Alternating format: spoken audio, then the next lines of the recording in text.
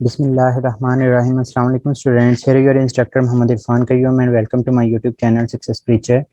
आज के इस पर्टिकुलर वीडियो के अंदर हम लोग 7 सितंबर को हुए पीएमसी के पेपर के अंदर केमिस्ट्री पोर्शन जो आया था उसको हम लोग डिस्कस करेंगे। पेपर को डिस्कस करने से पहले मैं चंद एक बातें आप लोगों के साथ शेयर करना चाहता हूँ। बच्चे, केमिस्ट्री का पोर्शन इस दफ़ा जो है वो एक्सपेक्टेशन से बहुत ज़्यादा आसान है। बिलीव में बहुत ज़्यादा आसान है। मेरे साथ जितने भी एमसीक्यू शेयर होते हैं, मोस्ट ऑफ द केसेस ऐसे एमसीक्यूज हैं जो कि कोई आम बच्चा भी जो है वो आसानी के साथ हल कर सकते हैं।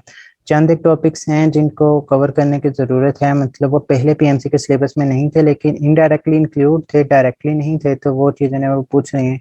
लाइक पॉलीमराइजेशन से हर दफ़ा एमसीक्यूज आ रहा है, ग्रिग्नार्ड एजेंट से हर दफ़ा एमसीक्यूज आ रहा है, क्रैकिंग से एमसीक्यूज पूछे जा चुके हैं, तो वो पहले सिलेबस में इंक्लूड नहीं थी। इसी तरह से ट्रांजिशन एलिमेंट्स के केस में वो जो नोमेनक्लेचर वाला टॉपिक है वहाँ से एमसीक्यूज आ रहे हैं।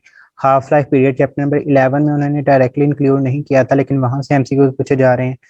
तो ये छोटे छोटे टॉपिक हैं 5 से 6 जिनको आप अच्छे से ग्रिप करें और अपनी बुक की रीडिंग को जो है बच्चे स्ट्रॉन्ग करें। जितना ज़्यादा आप अपनी बुक की रीडिंग को स्ट्रॉन्ग कर लेंगे, बुक के अंदर जो चीज़ें लिखी हुई हैं उनको अच्छे तरीके से ग्रैस्प कर लेंगे, तो आप लोगों के इंशाल्लाह आप लोगों का पेपर है बहुत ज़्यादा अच्छा होने वाला है।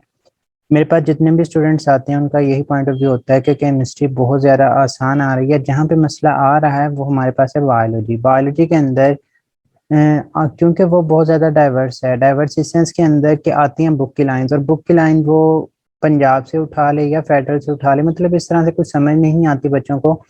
तो वो बच्चे जिनके कॉन्सेप्ट अच्छे होते हैं बुक रीडिंग के साथ साथ, वो बच्चे उन चीज़ों को जो है वो आसानी के साथ पिक कर लेते हैं। लेकिन वो बच्चे जिन्होंने सिर्फ एक ही बुक से पढ़ा हुआ होता है, बुक के अलावा जो चीज़ें हैं वो उन्हें नहीं समझ में आ रही होती, तो बच्चा वहाँ पे फंस जाता है। तो कोशिश करें कि बायोलॉजी के हिसाब से आप लोग इस तरह से तैयारी करें कि आपके कॉन्सेप्ट भी हों और आपकी बुक रीडिंग भी अच्छी हो। और बच्चे यकीन करें, अगर आप लोगों के मैक्सिमम 5 से 6 एमसीक्यूज ऐसे आ भी जाते हैं जो आपने कभी पढ़े ही नहीं, कभी देखे भी नहीं, तो अगर आप लोगों की मेहनत हुई, अगर अल्लाह ताला ने आपके हाथ में बेहतर लिखा हुआ, अगर अल्लाह ताला ने चाहा कि आपका एडमिशन होना है, तो इंशाल्लाह वो एमसीक्यूज भी आप लोगों के वहाँ पे ठीक हो जाएंगे। बच्चे, उनमें कोई ना कोई एमसी ऑप्शन तो ठीक हो गई। अल्लाह ताला आपकी मेहनत को जानते होंगे, अल्लाह ताला जानते हैं, अल्लाह ताला की ज़ात से बढ़ के तो कोई चीज़ भी नहीं है। वो जानता है कि किस बच्चे ने कितनी मेहनत की है, तो वो लाजमी तौर पे आपके वो एमसीक्यूज भी वहाँ पे ठीक करवा देंगे अल्लाह ताला की ज़ात से। कौन सा कोई चीज़ बढ़ के है, तो इंशाल्लाह आप लोगों का वो वाला पोर्शन जो है वो भी बेहतर हो जाएगा। अभी के लिए यही रिकमेंडेशन है कि अपनी बुक को ज़्यादा से ज़्यादा जो है वो गो थ्रू करें। बुक के अंदर जो लाइंस लिखी हुई हैं उनके अंदर डीपली जाके देखेंगे भाई ये एमसीक्यूज किस तरह से पूछा जा रहा है। अदरवाइज केमिस्ट्री के एमसीक्यूज आसान से आसान तक पूछे जा रहे हैं, और कोई एक तो हर पेपर के अंदर एमसीक्यूज ऐसे आते हैं जिनके अंदर बच्चा पजल हो सकते हैं, नहीं तो most of the cases MCQs हैं वो आसान तरीन आ रहे हैं। अभी मेरे पास कोई 17 से 18 एमसीक्यूज आए हैं, मैं आप लोगों के साथ वो शेयर करता हूँ। क्वेश्चन नंबर 1, लाइक यहाँ पे देखें इस तरह से एमसीक्यूज आया कि स्टेरिफिकेशन की एज सच एज डेफिनेशन लिखी हुई। अच्छा बच्चे, क्वेश्चन की स्टेटमेंट थोड़ी सी वेरी कर सकती है लेकिन जो कॉन्सेप्ट है बेसिक वो यही होता है जो मैं आप लोगों के साथ एमसीक्यूज के अंदर शेयर कर रहा हूँ। लाइक यहाँ पे बच्चे ने मुझे बताया कि सर स्टेरिफिकेशन की डेफिनेशन आई थी, तो स्टेरिफिकेशन की डेफिनेशन आई थी मतलब मैंने वो स्टेरिफिकेशन की स्टेटमेंट लिख दी है और आप लोगों के साथ जो है वो आंसर शेयर किया हुआ है। काफ़ी बच्चे कहते हैं कि सर ये क्वेश्चन तो आए ही नहीं, तो बच्चे ये भी बात क्लियर कर लें कि सेंटर टू सेंटर एमसीक्यूज हैं वो वेरी कर रहे होते हैं। तो हो सकता है कि आपके एमसीक्यूज कोई और आए हों और दूसरे बच्चों को एमसीक्यूज कोई और आए हों। और वैसे भी मैं 56 एमसीक्यूज नहीं शेयर कर पा रहा होता क्योंकि अब वहाँ से आके सारे एमसीक्यूज बच्चों को बताना ये भी उनके लिए पॉसिबल नहीं होता। एनी हाउ, हम लोग आगे चलते हैं कि पूछा गया था कि प्रोसेस जिसके अंदर कार्बोक्सिलिक एसिड अल्कोहल के साथ रिएक्शन करते हैं in the presence of concentrated sulphuric acid. तो हमें पता है कि वहाँ पे ईस्टर्स बनते हैं और इस प्रोसेस को हम लोग स्टेरिफिकेशन का नाम देते हैं। तो यहाँ पे हमारे पास जो राइट ऑप्शन है वो चार्ली आ जाएगा। क्वेश्चन नंबर 2 देखें, कहता है कि what is the mathematically form of Charles law. अब चार्ल्स लॉ क्या कहता है हमें कि वॉल्यूम और टेम्परेचर एक दूसरे के डायरेक्टली रिलेटेड होते हैं। अगर हम लोग प्रोपोर्शनैलिटी का साइन खत्म कर देते हैं तो V इक्वल टू KT आ जाएगा। तो हमारे पास यहाँ पे जो राइट ऑप्शन है वो बीटा आ जाता है। क्वेश्चन नंबर 3 देखें, कहता है अब यहाँ पे बच्चन ने मुझे क्वेश्चन बताया कि सर डेंसिटी फाइंड आउट करनी थी, मास टेम्परेचर प्रेशर हर एक चीज़ दी हुई थी, तो आपने सिर्फ ये चीज़ इस्तेमाल करनी कि वहाँ पे D इक्वल टू PM/RT का रिलेशन इस्तेमाल करके आप लोगों ने जो था वो वहाँ पे प्रॉपर आंसर कैलकुलेट कर लेना था। प्रॉपर वैल्यूज उन्हें याद नहीं थी, इस वजह से मैंने वो वैल्यूज वगैरह नहीं पुट किया, अदरवाइज यही वहाँ पे रिलेशन लगना था और आप लोगों ने उसको जो है वो सॉल्व कर लेना था। क्वेश्चन नंबर 4 है हमारे पास, which of following is correct statement with respect to reactant and product concentration with the passage of time। But हमारे पास कोई भी रिएक्शन होता है, सपोज करें मैं कहता हूँ रिएक्टेंट A है और इसने मिलकर बनाना होता है B। जब हम लोग टाइम t इक्वल टू 0 तो हमारे पास A जो होता है वो मैक्सिमम होता है और B की कंसंट्रेशन जो है वो मिनिमम होती है। With the passage of time हमारे पास क्या होता है कि रिएक्टेंट की कंसंट्रेशन जो है वो कम होती जाती है, क्योंकि रिएक्टेंट यूटिलाइज होकर हमारे पास प्रोडक्ट बना रहे होते हैं, तो प्रोडक्ट की कंसंट्रेशन जो है वो हमारे पास with the passage of time जो है वो बढ़ती चली जाती है। तो हम लोग कहते हैं कि with the passage of time reactant concentration decrease and product concentration increase. तो हमारे पास जो राइट ऑप्शन है वो डेल्टा आ जाएगा। बच्चे याद रखिएगा कि रिएक्शन हमारे पास उस वक्त तक चलता रहता है जब तक हमारे पास रिएक्टेंट की कंसंट्रेशन मुकम्मल तौर पे जीरो नहीं हो जाती, और हमारे पास रिएक्टेंट की कंसंट्रेशन जो है वो with the passage of time decrease होती जाती है, उस वक्त तक डिक्रीज होती जाएगी अनटिल द रिएक्शन सीज, जब तक कि रिएक्शन जो है वो हमारे पास स्टॉप नहीं हो जाता। तो यहाँ पे हमारे पास जो राइट ऑप्शन है वो डेल्टा आ जाएगा। क्वेश्चन नंबर 5 देखते हैं, कहता है on decreasing the temperature reaction is favoured in forward direction in case of. बच्चे मैं यहाँ पे सारी बातें लिखवा देता हूँ। दो तरह के रिएक्शन होते हैं, एक एंडोथर्मिक होते हैं और एक हमारे पास होते हैं एक्सोथर्मिक।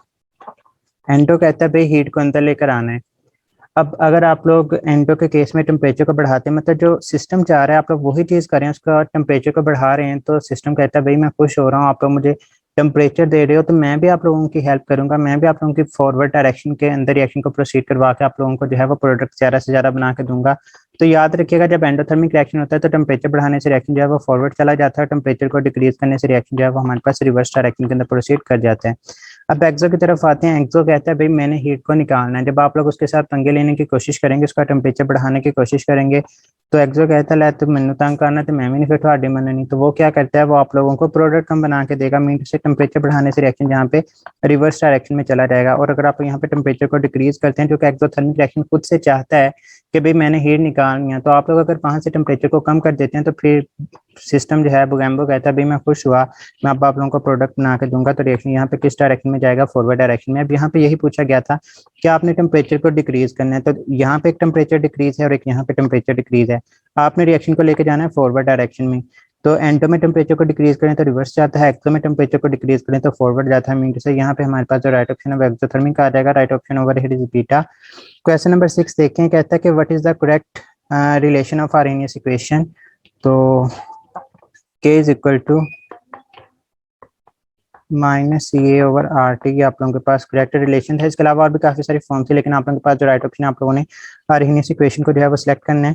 क्वेश्चन नंबर 7 देखें, कहता है with the passage of time half life graph. बच्चे हाफ लाइफ आप लोगों ने graph I think so physics की बुक के अंदर भी बना हुआ, आप लोगों ने इस तरह से देखा होगा कि हमारे पास with the passage of time half life जो है वो इस तरह से, ये आप लोगों को एक्सपोनेंशियली कर्व जो है वो डिक्रीज नीचे की तरफ आती हुई दिखाई दे रही होती है। तो हमारे पास यहाँ पे जो राइट ऑप्शन होगा वो exponentially decrease. I think so ये फिजिक्स के पोर्शन से क्वेश्चन था। केमिस्ट्री के पोर्शन में इसी तरह से क्वेश्चन पूछे जाते हैं कि हमारे पास अगर कोई सब्सटेंस 100 ग्राम मौजूद है तो 5 हाफ लाइफ के बाद कितनी बच जाएगी, 10 हाफ लाइफ के बाद कितनी बच जाएगी। इंशाल्लाह मैं आज आप लोगों के लिए हाफ लाइफ के ऊपर भी वीडियो लास्ट में तौर पर शेयर करूंगा, तो आप लोग वो भी देख सकते हैं।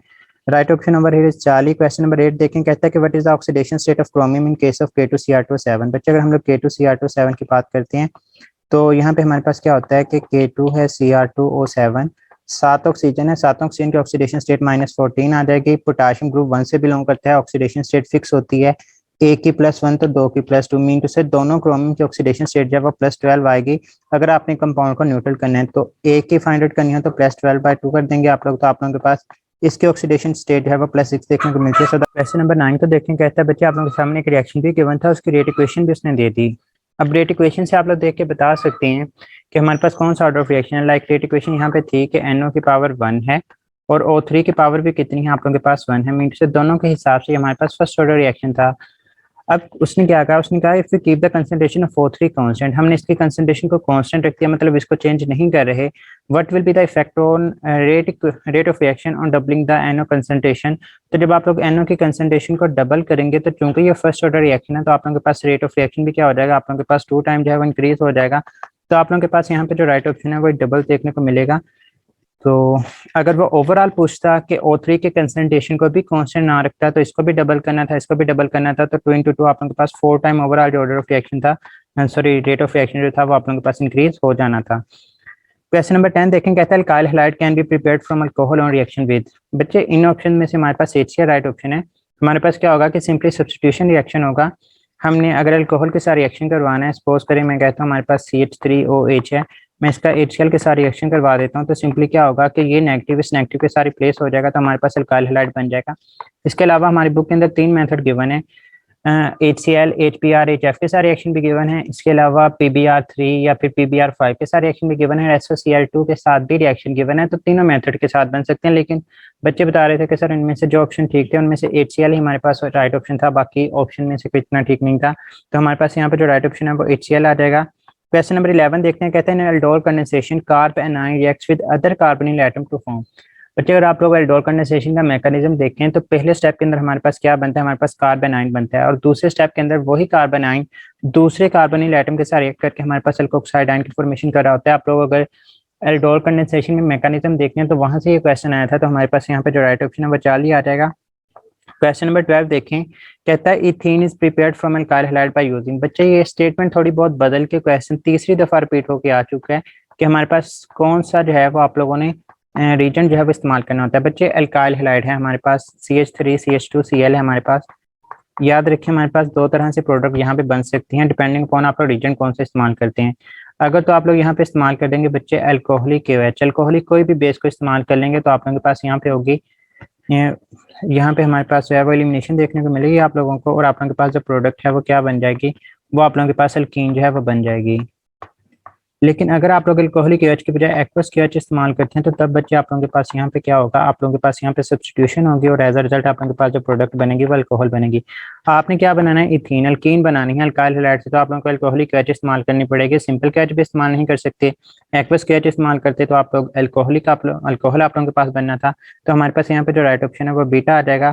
क्वेश्चन नंबर 13 देखें। कहता है elements of which block show more than one oxidation state. बच्चे D and F block elements के अंदर more than one unpaired electron होने की वजह से हमारे पास एक से ज्यादा वैलेंसी जो है वो शो कर रहे होते हैं या फिर ऑक्सीडेशन स्टेट शो कर रहे होते हैं, वो हमारे पास D and F block elements के एलिमेंट्स होते हैं। So the right option over is 40। Question number 14 देखें। कहते हैं कि कितने लिगेंड मौजूद होते हैं। अब ये भी सिलेबस में टॉपिक नहीं था लेकिन उन्होंने ऐड किया हुआ है MCQs। तो यहाँ पे देखें बच्चे कितने लिगेंड, लिगेंड हम लोग कोई भी ऐसी चीज को बोलते हैं, ये हमारे पास एक कॉम्प्लेक्स है पूरे का पूरा।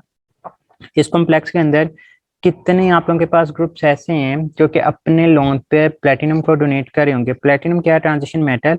इसके साथ जितने भी आप लोगों के पास ग्रुप्स लगे होंगे ये सारे के सारे क्या लिगेंड्स होते हैं। इनके आपने नंबर कैलकुलेट कर लेनी है। एक क्लोरीन है तो ये अपना एक लोन पे डोनेट कर देगा, एक NO2 है तो ये भी अपना एक लोन पे डोनेट कर देगा। चार आप लोगों के पास अमोनिया, तो चारों के चारों अमोनिया अपने चार लोन पे डोनेट करेंगे, तो आप लोगों के पास 4 + 1 + 1 टोटल 6 लिगेंड जो है वो आप लोगों के पास यहाँ पे मौजूद होंगे। और कितनी टाइप के मौजूद हैं, तो बच्चे एक क्लोरीन है, एक NO2 है और एक NH3। अगर टाइप पूछी जाती तो 3 टाइप के लिगेंड मौजूद हैं। अगर टोटल कितने, लाइक यहाँ पे पूछा कि हाउ मेनी लिगेंड्स, तो यहाँ पे आप लोगों के पास आंसर 6। अगर पूछा जाता कि how many types of ligand, तब आप लोगों के पास आंसर जो था वो आप लोगों के पास 3 आ जाना था। इस तरह से आप लोग इनको टैकल कर रहे होते हैं। क्वेश्चन नंबर 15 देखें। कहता है कि लिंकेज फाउंड इन नाइलॉन 6 तो बच्चे ये पॉलीअमाइड लिंकेज होते हैं। अगेन आप लोगों से पॉलीमराइजेशन से क्वेश्चन है, आप लोगों ने इसको अच्छे तरीके से करके जाना है। इसके अलावा एक और क्वेश्चन इसी टॉपिक में से है, हम लोग उसको भी देख लेते हैं। यहाँ पे देखिए formyl group is always present. तो बच्चे फॉर्माइल ग्रुप हम लोग बोलते हैं C++ को, और इस तरफ हमारे पास कोई भी दूसरा H ही है, तो हमारे पास ये जो फॉर्माइल ग्रुप है ये हमेशा हमें at the start of the chain या फिर at the end of chain देखने को मिलता है। तो हमारे पास यहाँ पे जो राइट ऑप्शन है वो स्टार्ट ऑफ द चेन आ जाएगा। क्वेश्चन नंबर 17 देखें। कहता है polymer form by the polymerisation of single type of monomer. अगर एक टाइप का मोनोमर होगा तो होमोपॉलीमर बोलते हैं, 2 का होता तो कोपॉलीमर, 3 का होता तो टर्पॉलीमर। एनी और यहाँ पे हमारे पास जो राइट ऑप्शन है वो होमोपॉलीमर आ जाएगा। तो बच्चे ये डिस्कशन इन चंद क्वेश्चन की जो कि मुझे कल इवनिंग के बच्चों से रिसीव हुए हैं, आसान MCQs आ रहे हैं, बिल्कुल टेंशन लेने की जरूरत नहीं है। लेकिन ये है कि आप लोग अपनी बुक की रीडिंग को जितना ज़्यादा स्ट्रॉन्ग कर लेंगे आप लोगों को उतना ही ज़्यादा फायदा होगा। और बाकी क्या क्या चीज़ें करनी, क्या चीज़ें नहीं करनी, वो जो इशू चल रहा है आजकल के स्किप करने का या फिर 2 ऑप्शन सेलेक्ट करने का, तो बच्चे उसके ऊपर भी इंशाल्लाह मैं लाजमी तौर पे बेहतर तरीके से गाइड करने की कोशिश करूंगा किसी और वीडियो के अंदर। तब तक के लिए दुआ में याद रखिएगा। फी अमानिल्लाह, अल्लाह हाफिज़।